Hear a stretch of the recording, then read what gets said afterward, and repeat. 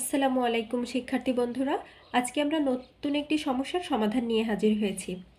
সমস্যা: 40 কেজি জৈব ও ইউরিয়া সারের মিশ্রণে জৈব সারের পরিমাণ 10%। কত কেজি জৈব সার মিশালে নতুন মিশ্রণে জৈব সারের পরিমাণ হবে 20%?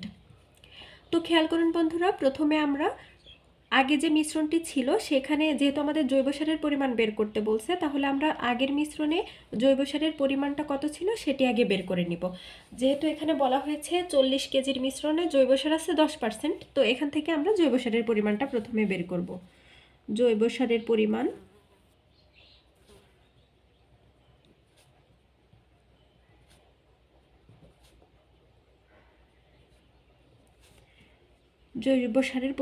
ছিল 40 এর কত ছিল 10%, তাহলে 10/100। আমরা সবাই নিশ্চয়ই কোনো পার্সেন্ট থেকে তার পরিমাণ বের করতে পারি। তাহলে যেহেতু মোট মিশ্রণ হচ্ছে 40 কেজি, তার ভিতর 10%, এর জন্য আমরা 40-এর 10 দিয়ে 10% থেকে পরিমাণটা বের করব কেজি।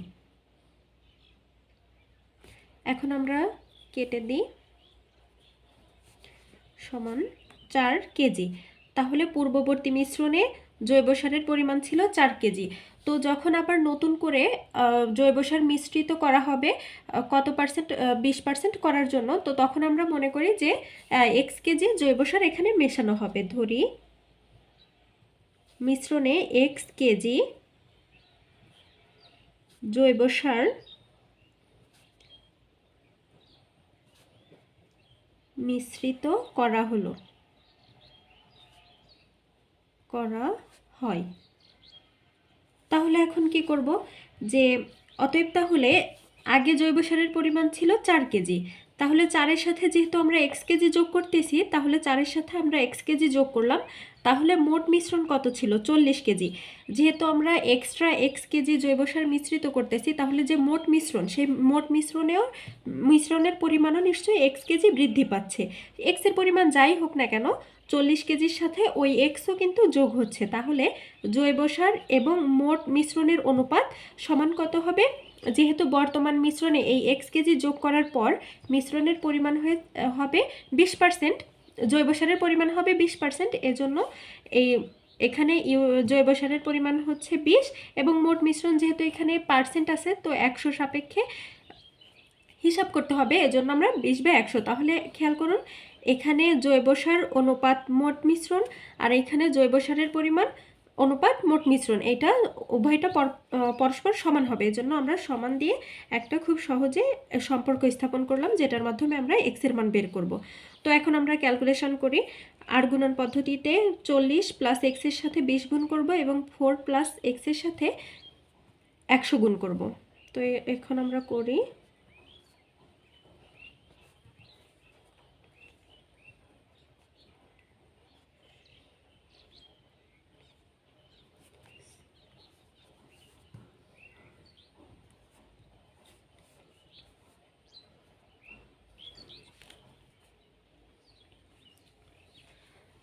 তাহলে এখন এই 100x থাকলো, আর এই পাশের 20x এ পাশে এনে আমরা পক্ষান্তর করে মাইনাস, এ পাশে প্লাস ছিল, এ পাশে আসলে মাইনাস হয়ে গেল, এবং এখানে 800 ছিল, এই 400কে আমরা ওই পাশে নিয়ে যাব, এবং সেটাও পক্ষান্তর পদ্ধতিতে এটা প্লাস ছিল, এখানে এসে মাইনাস হয়ে যাবে।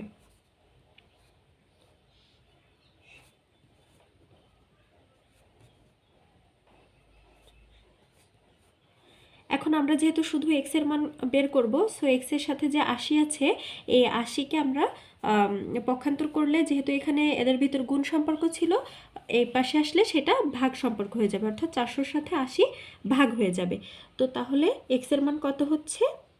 অতএব x = 8 দিয়ে 40কে কাটলে 5, তাহলে 5।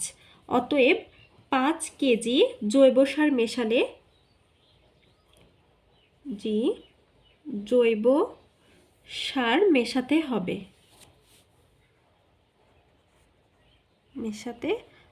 তাহলে আমাদের নির্ণয় সমাধান হচ্ছে, যদি আমরা 5 কেজি জৈব সার এক্সট্রা করে মেশানো হয়, তাহলে উক্ত মিশ্রণে জৈব সারের পরিমাণ হবে 20%। ধন্যবাদ সবাইকে।